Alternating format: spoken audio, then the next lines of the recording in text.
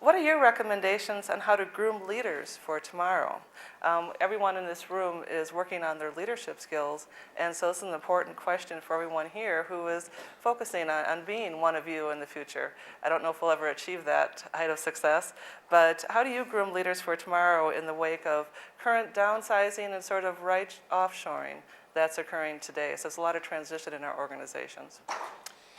So I'd say two things on that topic, Linda. The first would be is if you look at more the macro level, that many companies today are accelerating a lot of the changes they've done around outsourcing, around offshoring, around going into more kind of shared services models for many of the finance processes and actually general administrative processes, including payroll and accounts payable.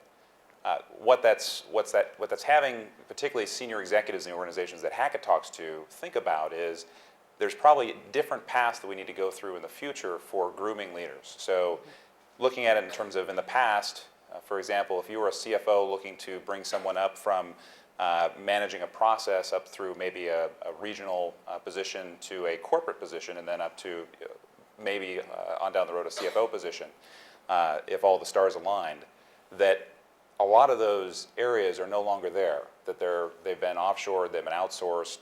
So the thinking is, though, is that there still remains opportunities for changing that. It's just that the workforce has to be more flexible in terms of, rather than going to traditional line positions, looking more into how can I maybe go out to some of those centers, maybe one of the domestic center, and go into a different type of job running that center as opposed to maybe more a functional position that I'd had in the past.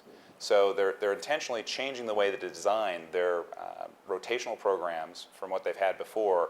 And in some cases, some of the CFOs I've been talking to, that Peter can certainly attest to in his world, that level of transactions going into and activities going into some kind of shared service center can be as high as up to 60% in some process areas. So with that being the case, you pretty much have to go into those centers to get the experience you need and understand how you're going to drive profitability down the road for the organization.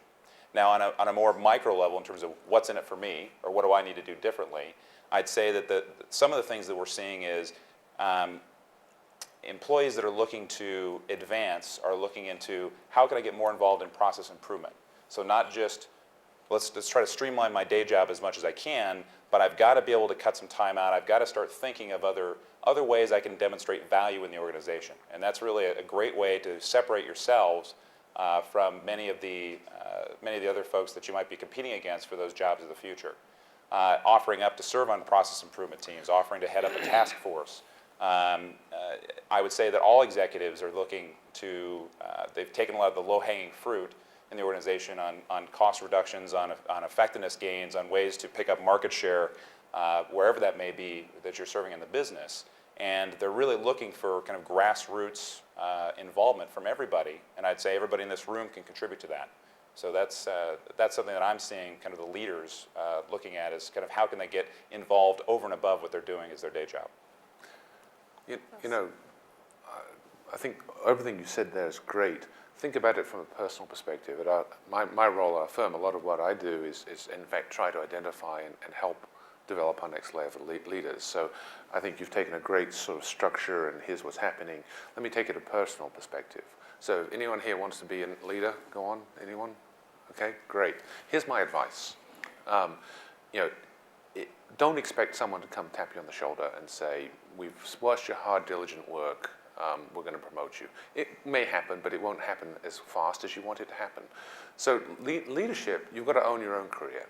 And leadership is about thinking about being proactive. How can you make a contribution to your organization? So feeding back into your point, if it's process improvement or what's going on. If you're trying to develop others, leaders are people that have to take ownership for themselves and then for the organization, have a point of view and then work to that organization's best interests. So if you want to go on, that's what you do. People who get promoted in our firm, and I've noticed in other firms, it's not the people who have been working the extra 10 hours, though is often, that's not the determination, it's the people who have decided they're going to make a contribution, they're going to have a point of view and they're going to drive that. Now if you're wanting to elevate people underneath you, if you've got that going on, you've got to be able to create room for them. So if they're doing that, it's easy to cut them down.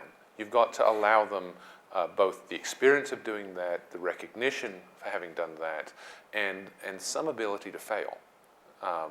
You're not gonna, they're not going to get it right the first time. You're not going to get it right the first time. You're going to be able to do it better as you go on. In fact, in most organizations, as you do that, you're going to rise quite quickly, and you're going to constantly be in new areas where you're going to be trying to think, how can I best drive my organization forward? How can I best elevate the people underneath me? So to me, if you want to be a leader, it's about being proactive, taking ownership for that, and thinking out how you're doing that. And again, I think you've laid out some ways, whether it's process improvement, these structural changes that we are experiencing in the G&A space. There could be, we can have less people, but they're great opportunities companies don't have. I think we were talking earlier, the people who think proactively about that, okay, now how do I make that contribution? How do I make that work? And that is where you're going to get your leaders from. Very good. Good, thank you.